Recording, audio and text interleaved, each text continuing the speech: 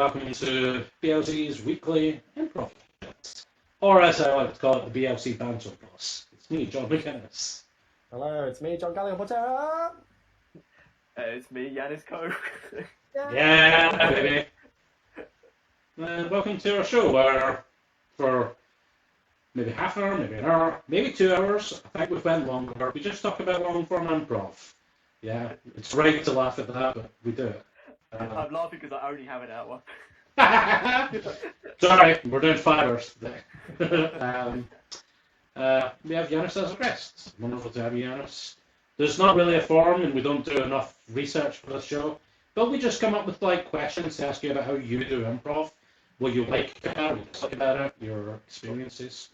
So we often ask, what brought you to improv? Will that be the first question we ask today? Yeah, Kurt, I'll let you take the reins.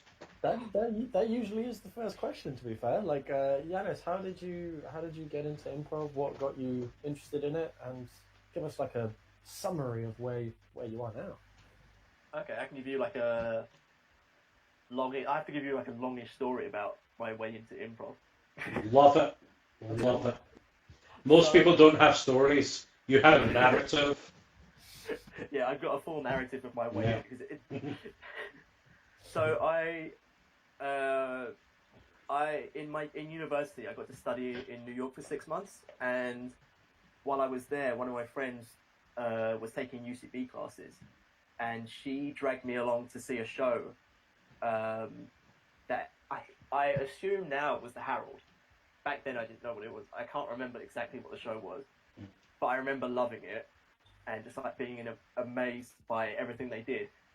So much so that for some reason I never went the rest of the time I was in New York. So I spent 6 months there just not doing any, seeing one show, and then that was it. So great, I don't want to see it again. Yeah, it was this is amazing. Okay, I'm done. Didn't take advantage of it, which I really regret now. But I cut to I don't know, 3 years later or something, when Chris Gethard started his show on all of that. So this same friend was doing all these performances on, was doing a show, guesting on there, and I got to see her perform with him and everything. I thought, oh, this is great. Really got into them there.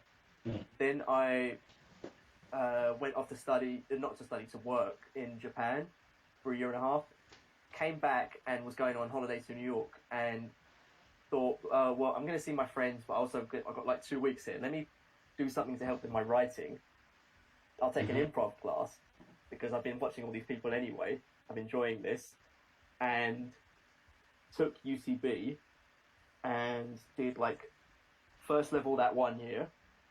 Took a break for a year. Came back the next summer and did the second level. And then kept going ever since then. Cool. And where are you now? You're London based. Yeah. Are you with a particular? Because we know that there's certain there's certain improv institutions in London, like Hoopla or the Nursery or the FA. Which one do you sort of go with more? And have you got any teams in London at the moment? So I haven't done any training with FA or Nursery. I did a couple of classes with Hoopla though, and so that's I guess that's primarily where I've I've done a lot of shows there. I do stuff with Do the Right Scene from time to time, and then I was with a group called Understandably, which was a short form team I was with them for about a year or 1.5 years, something like that. So I was doing a lot of short form for a good while. And then the moment that team kind of disbanded, immediately Bruce Tang decided to start up an all-Asian improv team called ComediAsians. So that's what I've been doing ever since then. So we do a lot of long form in the style of the living room, or just general montages, or we're trying all, because we're in the quarantine and everything, we're trying out all new formats, seeing what we can get kind of working. And yeah, we've been doing shows online from time to time, doing a lot of rehearsals. Yeah. That's awesome. Yeah, and we were lucky enough to have ComediAsians over and perform in Bristol, which was great. Yeah. Really, really great night. We met in the movie workshop, right? With John Timothy. Is that the first time, or was there a Billy Merrick thing before that? It's probably Billy Merrick. I never did Billy John Merrick. Timothy's one. Yeah. Yeah. Was it Yeah, the documentary? No. I don't remember which one. I don't think it was a specific. Oh no, it might have been like. What was it? The robots one, maybe. It's possible. I don't remember. It was so Been a long long ago time. now. Yeah. It's like 4 years ago or something. Yeah. It's a long time. You do a lot of workshops, so you mainly did some stuff with Hoopla, but it's but yeah, I've seen you a lot with those different teachers that come in and do those special guest workshops. Yeah. How many? What do you prefer? Do you prefer like doing like a course with Hoopla, or do you prefer like just jumping in with so many amazing teachers? I like jumping in with the teachers because I like trying different formats out and seeing what kind of works for me. And I like that a lot of the teachers come in and teach different styles of game. That because I find with like, this is nothing against Hoopla or anything, but just my personal preference is that I don't like the organic style quite as much as game. So that tends to be like where my passions lie, I guess. Like I kind of lean towards game.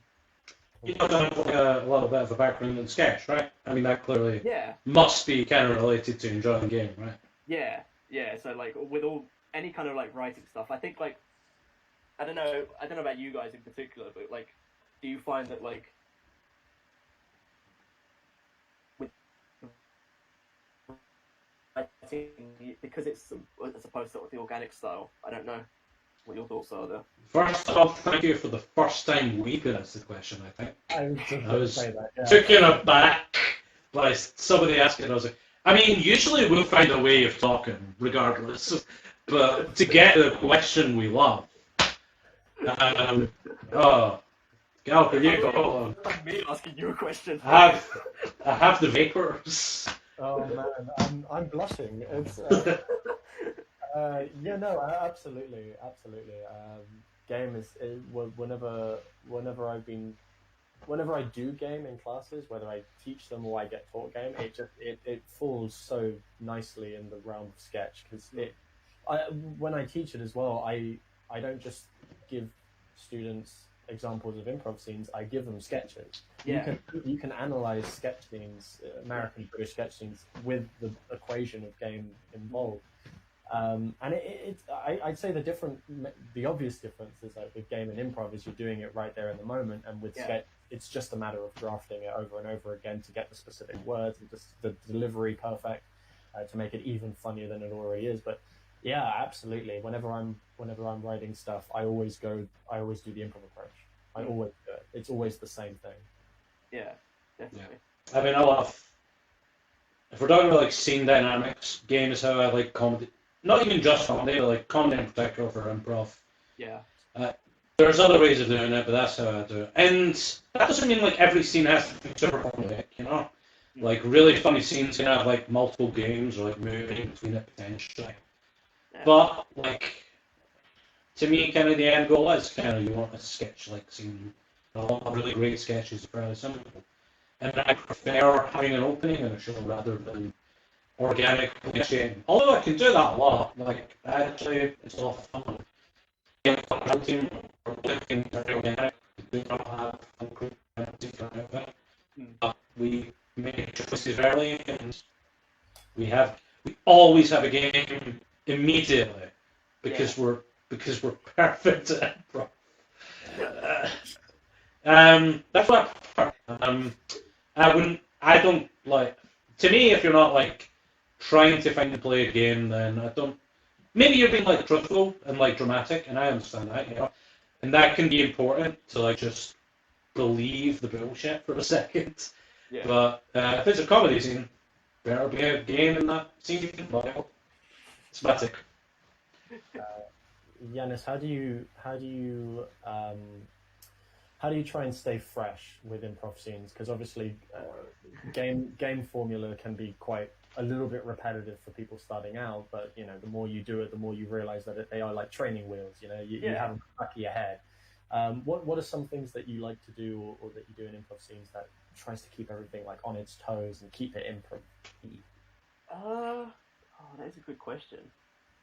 I think the best thing for me is actually like, if I find it getting stale, if I find myself getting stale with improv, I like take a break for a while and come back to it. Like, it's good. Are you talking about specifically in when you're in a scene, or are you saying like, I don't really know actually.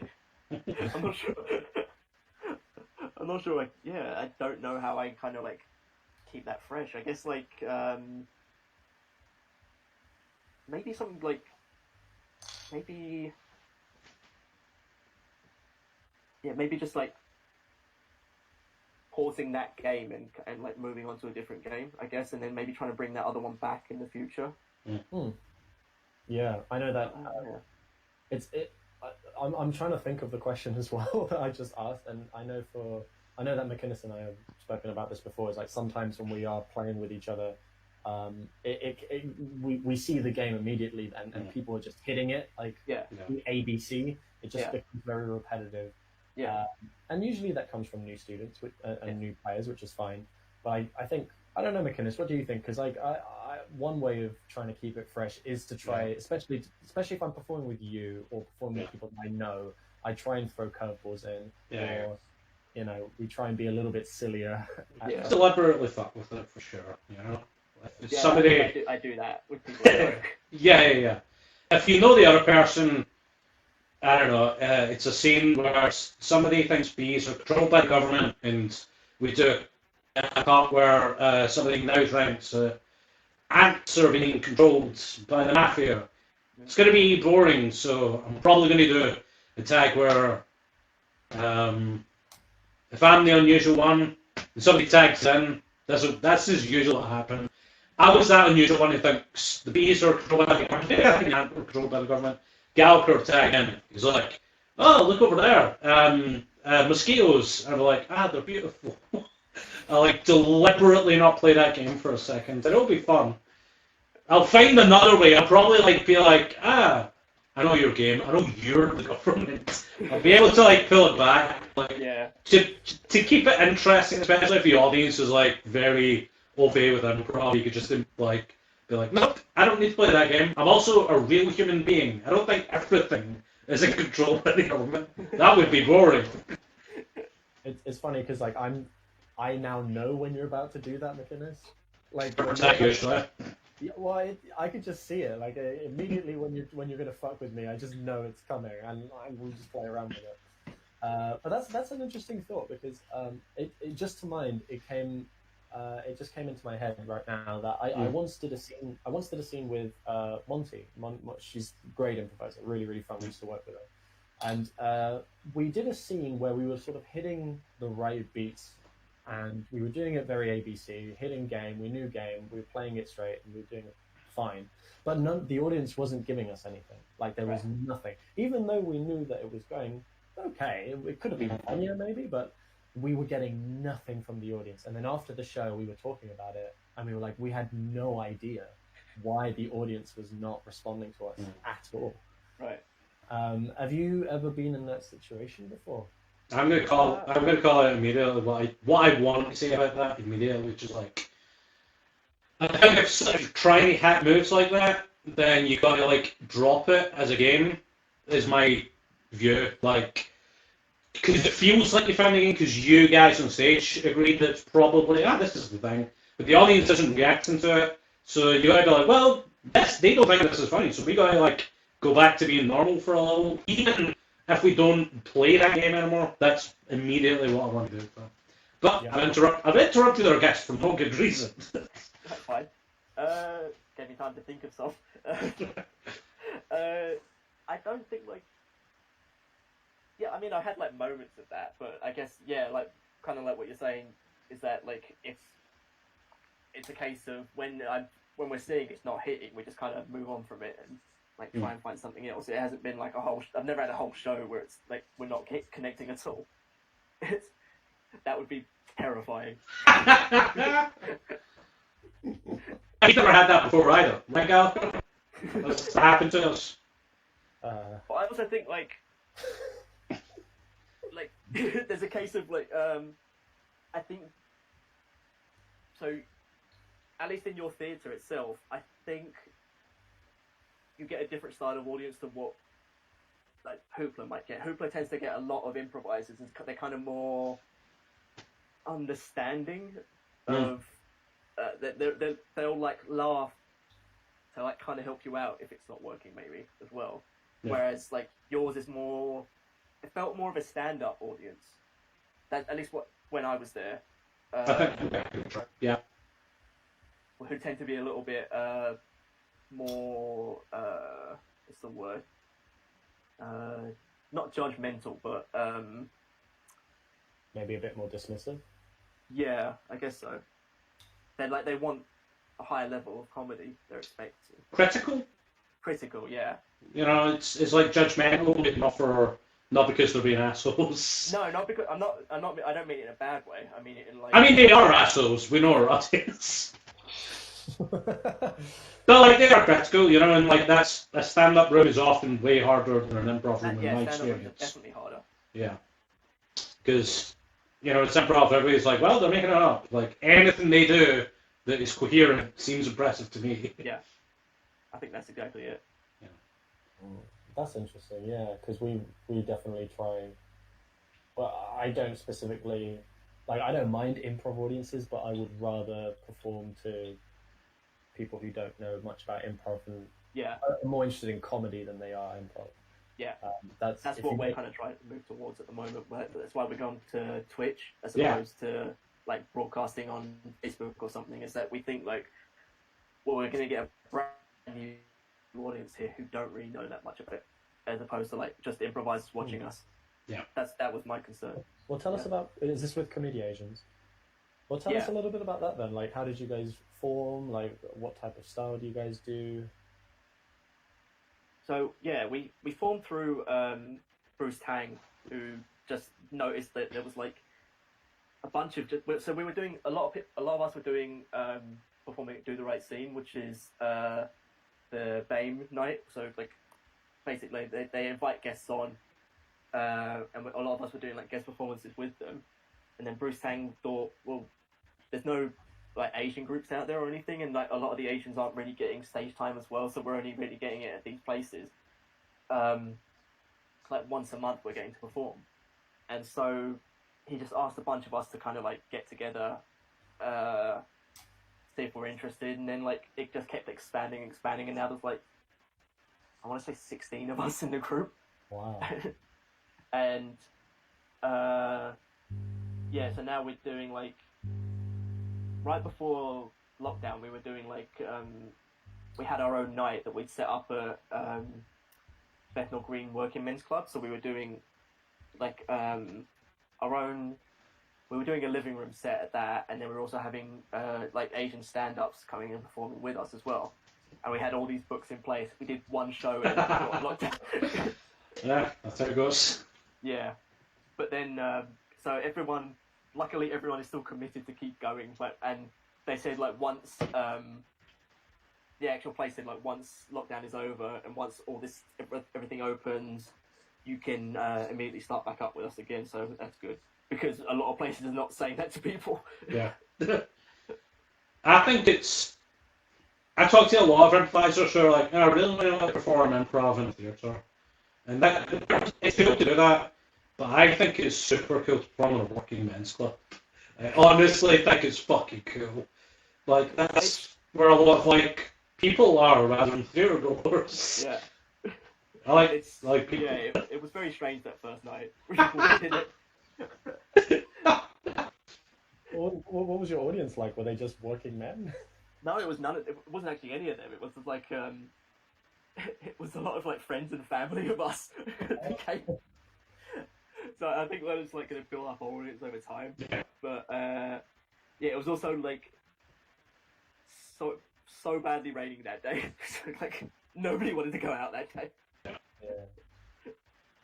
Oh, okay. But yeah, we had like one woman who came and she like, I don't know how she discovered us, but she somehow found us online and then came and became our biggest super fan. And she's like, she was like, oh, that was amazing. Started asking us all these questions, started giving us like each one of us feedback on each thing that we did. She's not a comedian in the slightest. She's not an improviser. It's like, maybe try this. What was some of her feedback? I can't remember. She mainly gave feedback to the stand-ups. Oh, right. But That's awesome. I'm hoping she's not listening to this. Hello. She is a super fan, so. Let's talk about how you do things. Like, in terms of like, I don't know, doing workshops or whatever. What's like something that helped you in a workshop, like a piece of advice, or like a note that you got that you think is practically helpful to you doing things? And especially things that you don't think people talk about or like do that. So I found that like one thing that actually helped me a lot. It sounds kind of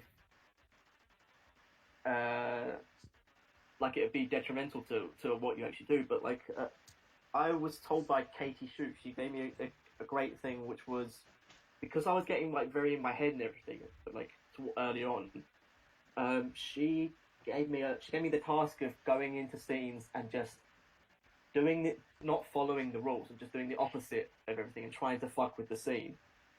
And that actually helped me a lot with game, because it helped me to realize like, I guess like, even if you don't follow these rules specifically, there's still a way around of figuring out how to keep a scene going, and figuring out the next steps for things. Like you can't, like a scene can completely mess up, and then you can bring it back and save it still. Yeah. So I think that's kind of like one. Yeah. That's a hard thing. Do you think you're like more of a robot or like a pirate type player? Yeah, robot definitely. Yeah, it's kind of like a joke question. Hmm. I think a lot of people in like a sketch backgrounds are like a bit more robotic in our comedy. I think that's a big piece of advice for those kind of players, like to not try to like have a whole scene in their head before you start, because it's a lot to do, you know, and you feel like you're fucking up with the line that you do. So like try to do a scene where you're like get every idea of what you're going to be doing. Yeah. That was it. Yeah, that's something I definitely did when I first started. Was like sit there and plan out everything in my head before I got into a scene, and it made me so hesitant to actually start. And then once I started, just like going in and just like with the smallest of ideas, slimmest of things, and then just like seeing where it took us. That's when I found myself getting better, and found scenes getting better as well. What do you think's a note you've heard in a workshop, for example? Like, in fact, maybe the opposite of that. You don't have to say who it is. But like, there is. I think a lot of people get a note and they try to use it, and then it just doesn't help them specifically. Maybe helpful to other people, but there's definitely stuff out there for me. I think any kind of note that kind of makes it seem like this is the only way to do something. I can't think of anything specific, but like there's certain notes that you'll get where it seems like if you are to change this, then the scenes won't work. And I feel like I got that a lot with musical improv, more so than anything. That's interesting. What's your experience? I don't have a lot. I don't have workshops. What was your experience of musical improv? How did you think that went? Like, why did you? It's interesting for robotic type comedy people to do musical improv. So it was just more like me finding different. It was me testing out different styles and seeing what I enjoyed. So like I went into that because I'd done North Coast's hip hop one, which I loved. I thought that was amazing. And then I thought, okay, I'll do some musical improv and see what that's like as well. and I guess like I felt like it was a lot of short form, which kind of makes sense, but it felt too restrictive, and so it didn't feel like we were doing any kind of actual scene work. It felt like we were just going through the motions of like, okay, this is going to be a rhyme on top of this rhyme, and then we'll get to the end of this thing, and it doesn't really have to make sense, but you're just getting to the end of it, and I don't know, that felt kind of against improv to me. Yeah, sounds like it. Sounds like it, for sure. I mean, I don't know. Do you have any musical improv experience, Gal? You know, any workshops there? No, musical stuff, no, not really. I used to do it a lot when I like singing songs in short form when I started out, but nothing like the musical stuff. I've done like a couple of exercises before, but no, nothing like that. It's definitely somebody recently said to me that it's you should do it. You know, even if you're just primarily doing long form, you should do a workshop or you should do an intensive on musical stuff. And I don't think I haven't done it just because I think that I'd always want to try and do it well, you know. And I don't have the voice for it, so I just feel like there's no real point to it if I don't have the voice chops to be able. I'd try it, but I wouldn't want to go anywhere with it. Yeah, I think that was what with me as well. I don't have the voice. I don't have a good singing voice, so I just did it for fun. But yeah, I feel like most of us in the class didn't have like proper singing voices. There are a couple in there, but yeah, most of the people in there were just doing it for fun. But I don't know, like I feel like I just didn't connect with it. Yeah. What about with North Coast with the improvised rapping? Was that something that you got more? Yeah, because I felt like we would. So the difference there that I found was that we would do we did a lot of character work within that. So we established stuff first, like off the top. So we'd go from the characters, and then from the characters we were going to. Once we'd established the characters, we were going to actual scenes, and the scenes would go on for a while before the music kicked in, and so we would have a lot of like established stuff already, and then that doing that helps to wrap the game essentially. So we could rap about and like continue the game within what we were saying. So I feel like that helped. And I don't feel like we did that within the musical one. Yeah, musical feels a very British thing. It feels like a very British type of improv, which is, I guess it's not what I normally am accustomed to. Now I'm not accustomed to it, which is probably why I'm not really super keen on it. I do agree though that maybe doing like a class or an intensive on it might sort of help, but I don't. If anything, it will probably help with confidence or it will help with different aspects. But in terms of singing, it wouldn't. Yeah, it won't help with just singing, definitely. No. I get the opposite problem where like my singing voice is too good, so if I go in, they'll immediately give me a spot on the team, and I can't have that responsibility right now. It's just too much work, isn't it? So you'll be busy. Yeah. I mean, okay, I could be on Baby Wants Candy, but do I need that? Do I need that right now in my life? Can everyone in Baby Love Candy sing? I mean, no. That was a genuine question because I've never seen this. They don't prioritize it. Like they are. I mean, there's a lot of really good singers on it, but their skill is particularly like coming up with like good shows, like good games, good scenes, and then some of them are ropey in terms of their holding its own. The reason I ask that is because, like, in showstoppers, you have to be able to sing to actually like join their team. But we once can't be. I mean, the incarnations I've seen are definitely. There's some people who are not the best singers, but it's more in the scene work. It's more in the show. Yeah. They would live right in the moment of the scene. Like they would build up the story, and then the ending would just end. Like there was no like ending, like proper nice big ending. It would just sort of stop, and that's the end of the show. Whereas more British musical improv type teams would try and wrap it up. Would try and have it Maybe a bit more structured. Yeah, definitely more structured. Yeah.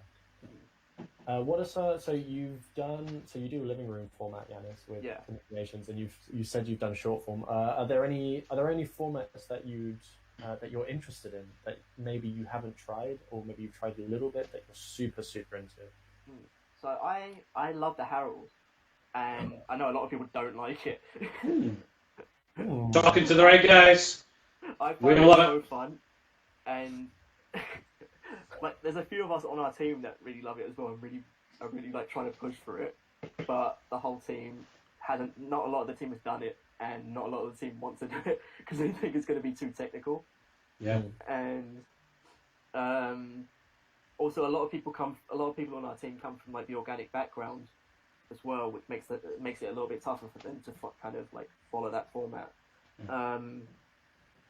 So yeah, if I were to, I guess like pick a format, it would probably be like what we did today, like the Armando or the Harold, or like one of those styles of things. We've been doing the La Ronde as well, just on Zoom, because that tends to be like a easy way into it, of just like having two people and just rotating around in a circle and not like talking over each other, because there's like so many of us. Yeah, that's a really good point. So, La Ronde would be really good, actually. Yeah, that's a really good point. I never thought of it. Yeah, you number people on Zoom, you could do a La Ronde. Yeah, that's literally what we do. We number each other before we start, and then just go into the scenes. Just writing this down right now. Get interested in the La Ronde. There are other formats out there other than my favourite, the Harold. That's cool, yeah. It's interesting. I wonder why. Why do you think some people are not super easy on the Harold? You mentioned that they think it's more technical. Yeah, I kind of get it, because I get, if you've never done it before, it can look very intimidating. Yeah. As opposed to a lot of the other formats. And there's a lot to remember, and it's much more of a focused set than I feel like any other. Well, much more of a focused format than I feel like a lot of the other ones. You have to remember a lot more, and you're bringing things back that you might not necessarily do in other forms. So like, there are like multiple beats to it, and you're constantly heightening things, and like some people don't feel comfortable doing that. It's super. I mean, my experience. I think everybody's experience with the first year of it's just like trying to remember anything, you know? Yeah. Just remembering what they're meant to be doing, remembering it, but also not looking like they're remembering it the whole time. Yeah. Like, even I think after this whole pandemic thing's over, I'm going to be like horrible at doing the Heralds, because like during the show that we just did before this, we were I was like, I want to reference this first scene that we did, but I cannot remember what we did. And I didn't do it. Now, in the break that we took, I was like, it was the Stolen Valor thing.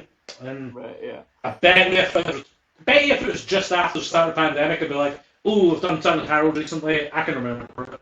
Yeah. But because I'm not training myself to remember stuff, I'm just like, can't remember that first scene. But that's hard. Memory part is like the first part, and it's super hard to start with. Very hard. Yeah.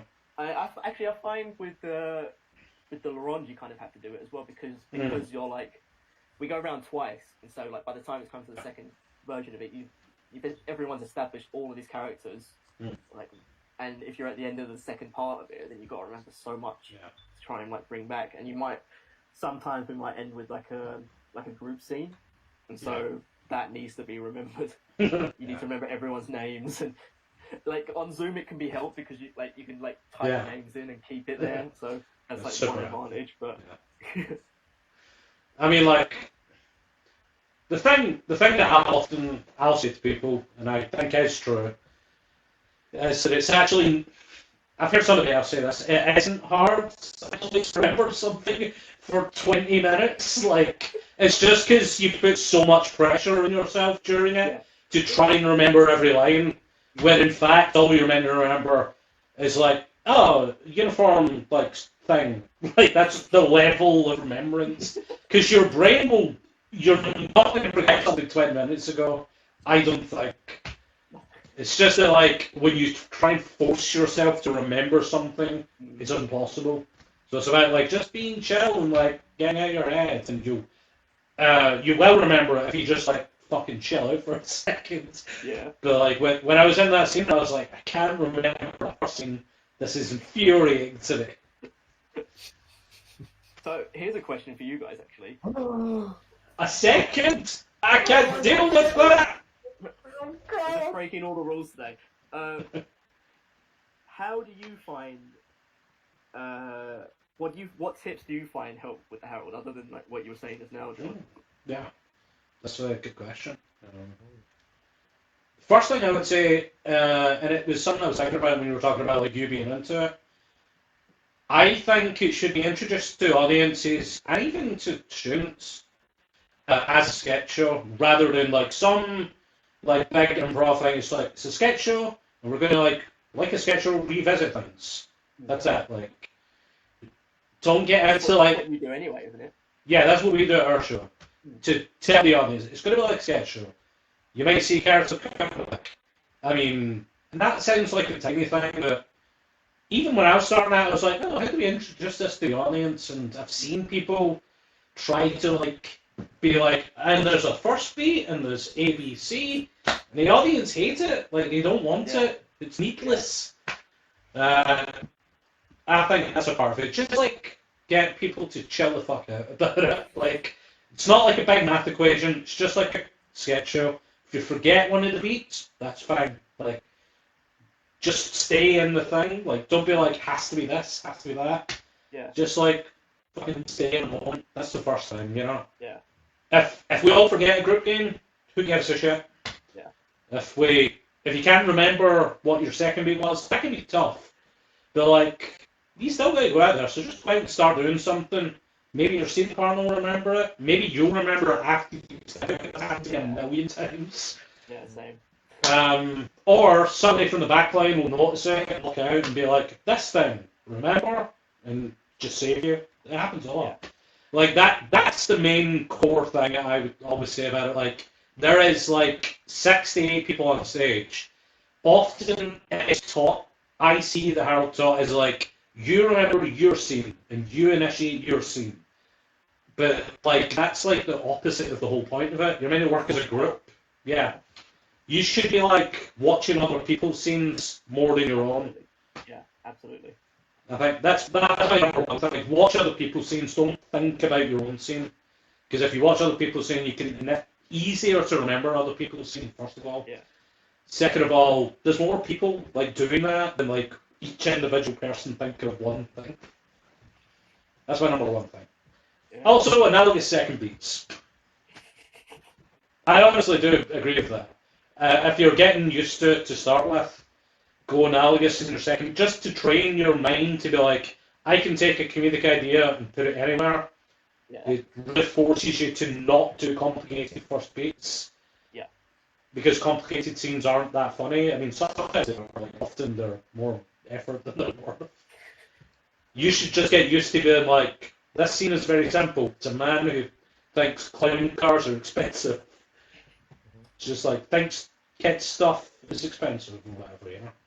Rather than be like, this scene's going to be about a man from Sicily who, in his 20s, wanted to become a carpenter but gave it up. Like, we don't need a complicated scene. The Herald is not for like complicated stories. It's for like sketches. Simple sketch. Go out, have fun, watch other people, then try and do something similar to it without using the same characters later. That's my thesis on it, which is going. Yeah, the Herald is very formulaic and it's very structured, so don't make it harder than it needs to be. Treat your scenes like, be simple. Like, just go over the most obvious thing, especially in your first beat. Just jumping off what you said, McInnes, one of the things I see most when people are trying out the Herald is that they will freeze. They'll freeze when like a mistake happens. You know, if someone accidentally goes into a group game instead of this 2C or whatever. Or literally, this happens a lot where I'll be watching the team do it, and then somebody will be like, "Oh, I'm sorry, I just have to ask. Like, is this 2A or 2B?" is if they're not doing a show right now. Not a show, but like doing the form.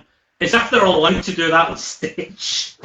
But it takes a lot of confidence and a lot of you have to have a lot of fun when you're doing it to try and make those mistakes into like a fun scene. Like I really like it when people are like, I don't remember the scene, and then they make it into a scene. You know, like they support each other. I think that's probably my number one thing then, teamwork, because that when you it is complicated when you start doing it. So you've got to listen to each other and depend on each other. If a mistake happens, you know you've got the rest of the team behind you. When I teach Harold's, I at the end or like the final 2 weeks, we just do Harold's over and over again. There isn't many exercises we do. We do like a couple of warm-ups, but then we go straight into Harold's. Yeah. And the best thing I've found with students is I try and do a Harold in three times. So the first time I do a Harold, they do it, and then I, as a coach, give them loads of notes, like little notes. And then the second time they do it, I give them a few notes, but I want all the students should be noting it as well. All the students get a word in, and they say what they enjoyed, what they wanted to work on. And then the third Harold is like nothing. You get no notes, you get no nothing. You're basically playing for fun. Just go out and like, fuck it, you know? Because I'm not giving you notes on it. No one's going to care. It's just about enjoying the 20 minutes, 25-minute Harold with each other. But yeah. I think I'll use a lot. In fact, I'll do this for almost every team that I work with. It's a thing that the great Carleen definitely does, which is when me and Gallagher were on the team first kind of working on it, like we were doing like what I called mini Harold's, where you've got like 10 minutes to do a Harold. Doesn't matter all the content. You have to like do an opening, hit all the beats, and you can't go over 10 minutes. And I remember when we first started doing it, like we couldn't do it, like it was impossible. I don't know why, because there's literally no targets. Like you just have to do it in 10 minutes. Yeah. And it's forcing you to do the structure, so like it's building up your memory of just kind of who's meant to go out at what times. It's forcing you to make big choices because the scenes have to be really short and simple to do in 10 minutes. It's forcing you to come out without knowing your second beat. You can't like sit in the back line for long. You got 10 minutes total. Your scenes maybe like a minute at most. Yeah.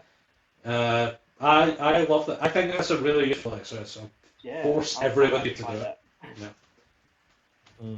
Maybe that's what needs to happen, Yiannis, with the people who don't like Harold's in your team. You have to force it on them by making them do 10-minute Harold's. I do 10-minute Harold's and then move on to your form of like we give notes and then half notes and then no notes. Yeah. Oh, they'll love it. They'll love it. That's so fun for them. I mean, sometimes honestly, like I'm bad. Because I would say like 10 minutes, no notes, nothing at all, just like doing 10 minutes. And often, like, even that's a struggle, they can't do it. But then I will be like, okay, I said no notes, but I'm going to give you some notes. Just like general things, but like, it's not for notes, it's just to like do something. I don't know. I mean, getting out of your head is like a massive thing for improv in general, I think. Yeah. Especially for like robotic type players. It did take me like a good year of solid improv to like get out of my head. I found, and like it comes back from time to time, but yeah, you just deal with it. Like now I know how to deal with it, and yeah, I'm fine. Just what are some of the challenges that you face when you are in your head? What are some of the things that happen? Like just trying to. It's like falling back on trying to plan scenes ahead of time. Yeah. And just remembering to tell myself like you can just go into a scene and things will come out of it. People like you're there with other people. You'll both find something. Yeah. In a scene, you'll be fine. And then there's also like I'll get in my head if like someone hasn't understood the initiation, I guess. Yeah. I can get that can throw me off sometimes. Yeah. But I've learned to just like kind of roll with it and just adapt to it, whatever they understood. Like that's what's true of the scene now. So, yeah. Yeah, that's like that's an exercise I love, where you get people like get to them to do monologues. You have like 8 people up, so you're going to do like 4 scenes, and everybody has to come up with like a premise. And it's kind of like an exercise game where somebody has to come out and initiate the premise, but the second person has to in their mind come up with a reply that like pays no attention to it whatsoever. It's got to be like, I'm literally not listening to you, and you've got to like make the scene about the reply rather than the initiation. That's good. Because that really fucked me off when I was learning improv. Like, I got this great initiation, and so I was like, yeah, whatever. Like, Yeah. I just like the most banal responses is like the best for that exercise. Like, you know, if it's that B thing, like, imagine the initiation's like, hey, honey, I've been really concerned. I've noticed there's a lot of bees this summer, and I think it's because the government's watching me. Big premise, obvious. The expected kind of response for that exercise would be like, we need more Pepsi. We ran out of Pepsi. Like, pay no attention whatsoever to that thing. But you make the scene about somebody who, like, you don't care what you get from them. It's all about Pepsi for them. So and that's... like the thing with that is like your initial reaction to that is to kind of bring back your own initiation again. Yeah. You should do it later in the scene, you know, after you're, like, on solid ground. Just feel like, but I'm still concerned about those bees. Yeah. But, like, initially, you've got to pay attention to this fucking Pepsi thing. Even if you hate it, even if you're like, I hate you for not listening to me. This thing's about yes ands. You didn't yes and me. But the audience don't give a shit. They didn't hear yes and. They're not in a workshop. They heard somebody say that Pepsi thing, and they laughed at that rather than your initiation, probably. Yeah. So, No, you're right. Yeah. That's like you were talking about Chris Gethard's at the start, and the question was kind of like getting out of your heads, and like the best note for that I heard was a thing Chris Gethard said, which is like the only way out of your head is like your partner. Like, it's not in your head. Literally the only way is like pay attention to the person talking to you. It doesn't matter at all what your ideas are. It's about like the other person, and it works. Like, I'm never in my head when I'm like just often all I'm doing is like repeating back what the person just said to me, Yeah. and it works. That works really well. That's a really good technique. It's just, and like matching energy as well. Yeah. It's just Yeah. Yeah, absolutely. What are some of the things? So you've seen a lot of shows, Yiannis, in London. There's loads of different types of improv over there. Loads of different types of schools, which is great. And Hoopla obviously they pretty much have everything, right? They've got so many different For types. the most part, yeah. Yeah, they're a big institution over there. Really interesting what you mentioned, that you see a lot of improv audiences going what their shows, and they're very supportive over there. What are some shows that you think?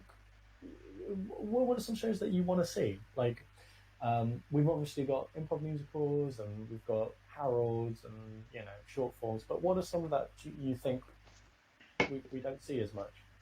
I think we don't. If I'm being honest, we don't see the Herald that much. We don't see that. It's like where we are, at least. Like, I don't feel like, unless you maybe go to like the FA or something, it's not that. It's not as common. Because the FA follows the UCB format anyway, so they know that's their style. But yeah, other than that, it would be nice to see it in the other theatres, to see their form, see their style of what they can bring to it.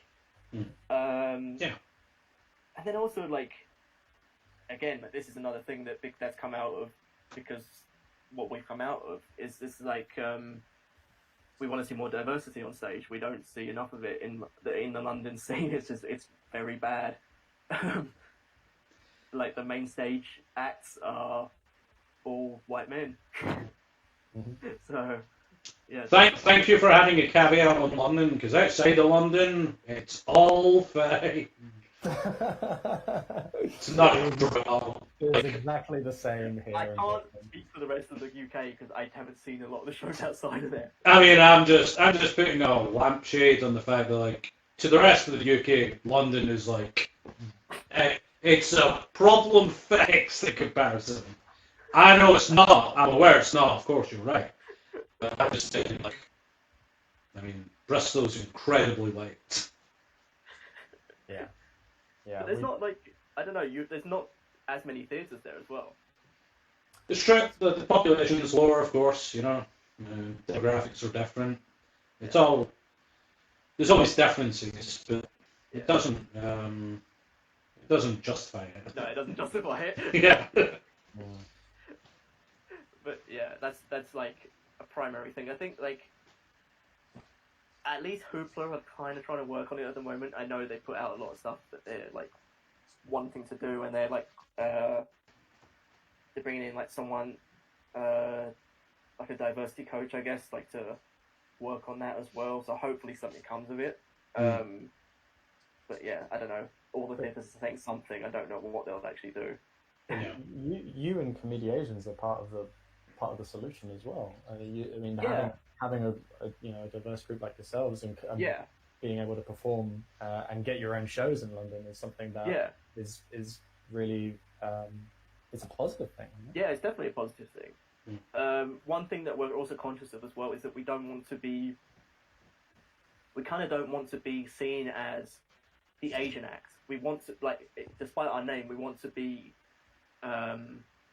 seen as just like another act that's on stage. So we kind of want it to make it it normalizes us being on stage, and so that's what we're working towards at the moment. So we don't want to be like booked as the Asian act or something like that, just for like someone to get diversity on stage.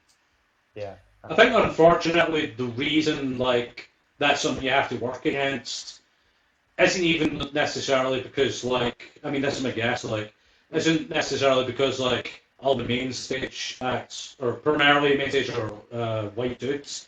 It's that like literally the people who run and operate are also like uniformly white dudes. Yeah. Like it's not just people on stage, it's like the people running it, like that would also be a good thing to like have teachers and like administrators even be less monolithic perhaps. Definitely. I mean, it would definitely be like less of a, I assume less of a thinking about like, oh, is it in just the Asian act? If like the people who ran the theatres weren't just white. Yeah. I mean, I guess what I'm saying is like white people think about other races a lot. Maybe they shouldn't. I mean, they should and they shouldn't. They should and they shouldn't. You're right. They should, but not in the way they do. Yes. Yeah, there's definitely. I think because of the scene in Bristol, it's still kind of, I guess, a little bit. It's still young in a way. I mean, it's been happening for like 4 years now. That's very young. It's pretty young. There are like the Bristol Improv Theatre. It's very diverse. It's important to point out that like, of course, Gallagher dates the Bristol scene from when we started. I mean, that's just a fact from that date. It's also kind of true. Go on. I guarantee there's some people in Bristol who would dispute that improv started in Bristol 3 to 4 years ago. Well, we've been going for 45 years. They're wrong. It's only boomed now. With the Bristol on full comedy. I agree, we cannot really date the scene beyond 3 to 4 years. When coincidentally me and Gallagher. Oh dear. With the Bristol Improv Theatre being built and managed 4 years ago, I guess that's a good way of starting it. But no, of course, you're absolutely right. People were doing improv way before McInnes and I gracefully came to Bristol. But you perfected it. Well, I mean, you're saying it, you're saying it. What's McInnes? I want you to ask the question that we always ask. You're right. I love it. It's my favourite question, Yiannis. So you ready? Go. See if you're in a scene with somebody, what's something they will do in a scene that will cause you, without even meaning to immediately hate it, like hate it immediately. instinctually your bones are like, I hate being in this improv scene now. Like, and there's no judgment on like the person or whatever, you know. It's just like for whatever reason, your brain's like, I no longer want to do improv with you anymore. Okay, I've got a couple of things. Love it. One is accents. Mm. Partly because I'm bad at them, partly because most people are bad at them. Yes. So anytime I'm given an accent to do, I'll still commit to it, but I'm bad at them. So like, if someone like gives me that in a scene, I don't like it. And half the time it's usually like someone doing an offensive accent on in the scene as well. So I'm just not on board with that. The other one is musical scenes. I don't enjoy getting given musical scenes. So anytime that comes up, I don't feel like I want to be part of that either. I think that's somebody else has given that as their answer before. Really? Yeah. It's not uncommon that somebody just starts trying to do I mean, it's really egregious when someone tries to do a musical scene and there's no pianist or anything. They're just trying to sing. Exactly. And that's It's the majority insane. of the time. Yeah. And I guess like also another thing is just like they like what we were discussing earlier, someone is not listening to you in a scene and just like bypassing everything and just like forcing their own stuff into it just so they can get that into it. Yeah, that's another thing I hate. There's a lot I hate. Well, I mean, that's a lot of the time that is how I think about it. There's things that will cause me to more instinctually be full of rage, but a lot of things I try and live with. I mean, my classic answer for this is like, when somebody is harder than they need to be, like a scene I often give an example for that is when I wasn't even in it, I just saw it ages ago, where somebody like pretended, for no reason, it wasn't a part of the scene, they pretended to not know what a zoo was. I was like blown away by it. Sorry, safari. He said safari, I was like, what's a safari? I was like, if I was in that scene, I'd walk out. They'd be like, I don't know what it is either, but you're living here now.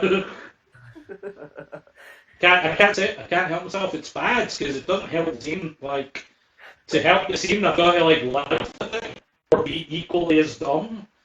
But I don't know. Somebody that doesn't know something. How do you be equally as dumb as that? I mean, it just goes to the same kind of scene. I can see why that's annoying. What's a safari? I don't know. I eat poop. Like, that's what the scene becomes. Yeah. Whenever you hear McKenna say, I eat poop, that's when you know he's given up on the scene. Yeah. Like a safe word. Yeah. Well, you gave the pooper name earlier. Yeah, I knew he didn't like that. Peter Pooper. Yeah. The moment I was like, pooper? Usually you're like, shut up, John. I liked it. It gave me another reason to be angry in the scene. Yeah. I mean, maybe that's a question to pivot to. What was yours, Gallagher, before we go on? What was my word saying? Just for your example, what's the thing that infuriates you instinctually?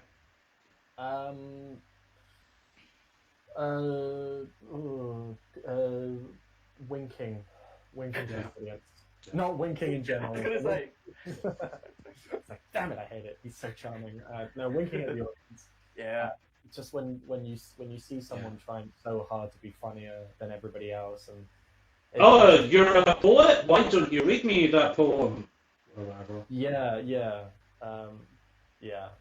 Like or like dumbing someone down. Do like the opposite of what you said. Like making someone dumb so that you can look better and you can look smarter. I'm not a fan of that. Yeah. What was your question, McKenna? Did you say you had something? Yeah, I was going to pivot into the opposite of it because I don't think we've done that. What's something that somebody will do where you'll be like, "Yay! I'm happy I'm in this scene." I guess like clearly spot game and heighten it immediately. Just or like someone who's scene paints really well makes me really happy as well. That's interesting. Because I don't feel like enough people scene paint, and yeah, I think that's something that's missing from a lot of improv that I see as well. I'm on board with that. Especially on Zoom and stuff like that. Like on Zoom, it's so great. You can do Yeah. that. Like it's so much easier as well. yeah, What else? Yeah, just getting on board with your ideas as well. Just listening to what you're doing. Just like simple things like that. Just listening and immediately getting on board with whatever you suggested. Just it's simple stuff, really. I enjoy. Yeah. You hear that, everybody? It's simple. Make it simple. Why Yeah. can't you understand? It's simple, but like it's surprising that it's like shocking when it happens. Yeah. You know, you say an initiation, somebody responds to it, and you're like, what? We're on the same page? Okay. We get each other. I didn't see this coming, but okay. I'm gonna have to get used to heightening now. You don't usually get this far. Now I've got to think of another idea.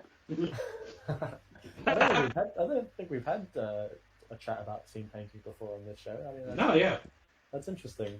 Yeah, I think it's very undervalued as well. A lot of people don't like it. But, I think it's huge. I think it's a great exercise for yes anding. Like, literally, it's really obvious when somebody's doing bad acting because they don't add to other people's stuff. They just like, you know, somebody's like, we see dog kennel over here, and it's like, it's really old. And then somebody thinks they're yes anding, but they're bad at it. So they're like, yeah, and over here is a crazy vet. Okay, good guessing, but like, you could have like kept it around here. Yeah. It's good anding, but like, I mean, maybe that's not a great example. You know, it is yes anding, but you're really pulling your own. Yeah. You're not focusing on other people's ideas. You just heard, oh, we're in a veterinary thing. They didn't even say that. Just said dog kennel. I think it's great for. I love it. Like I was a mini movie team for a while, and a lot of that is just scene painting. I know some people who don't like it because it is telling rather than showing, but I don't know. Like it's really powerful and quick to be like, you see this guy has an FBI badge on, rather than like, hi, I'm from the FBI. I mean, just don't do it the entire time. Basically, just make it little parts of the show. You don't have to do it all the time. Don't be an oppressive backline. I've heard that phrase, you know? You don't want to be... I mean, I've seen that in jabs a lot, actually, where two people come out and they're less than 2 lines in, and someone's like, they are part of a big panto horse. I don't know what they're talking about. How do you two feel about jabs? Because I can't do them anymore. I cannot... Yeah.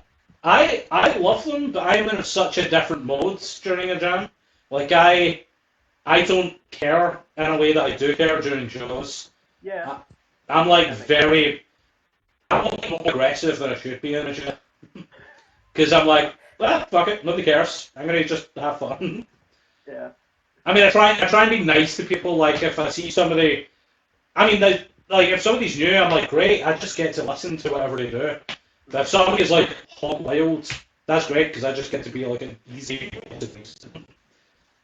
But it's not necessarily fun.